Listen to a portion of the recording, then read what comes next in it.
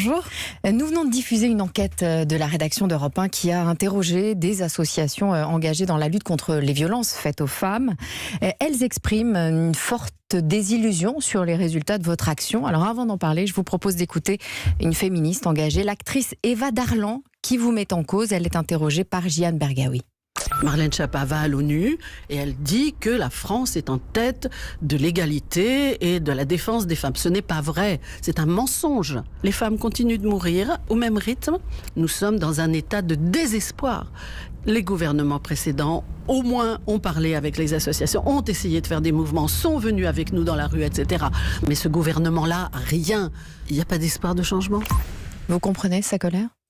D'abord, ce que je voudrais dire, c'est que vous avez indiqué que c'était une enquête basée sur des associations.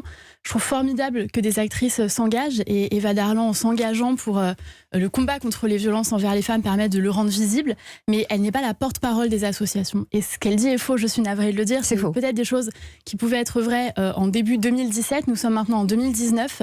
Il y a un travail conjoint qui a été mené avec les associations.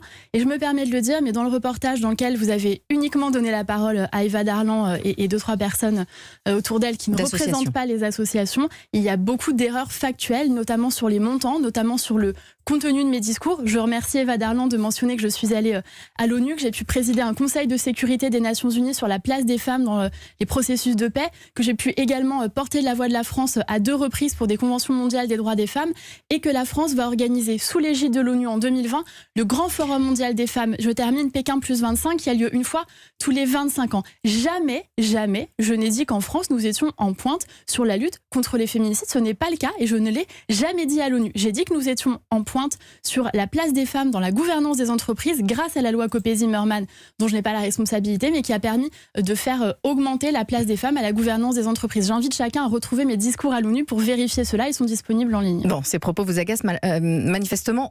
Ça m'agace profondément. Non, ça m'agace, Audrey Crespo-Mara, parce que je veux bien qu'on se batte ensemble pour lutter contre les féminicides, mais cette espèce de manière de pointer le gouvernement, alors que le gouvernement travaille au contraire avec les associations, ça m'agace. Il a été dit tout à l'heure que le 3919 n'avait pas assez de moyens.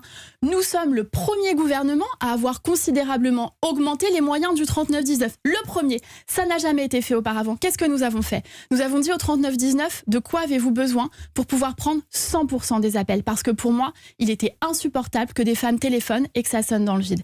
Et le 3919 nous a dit, nous avons besoin de 120 000 euros. Donc avec le Premier ministre, nous avons fait un chèque de 120 000 euros, exactement le montant demandé par le 3919. J'ajoute, et j'en termine là, que le 3919 a aussi obtenu le label Grande Cause nationale de la part du Premier ministre et a pu donc bénéficier d'énormes campagnes financées par le gouvernement pour le soutenir, et c'est bien normal.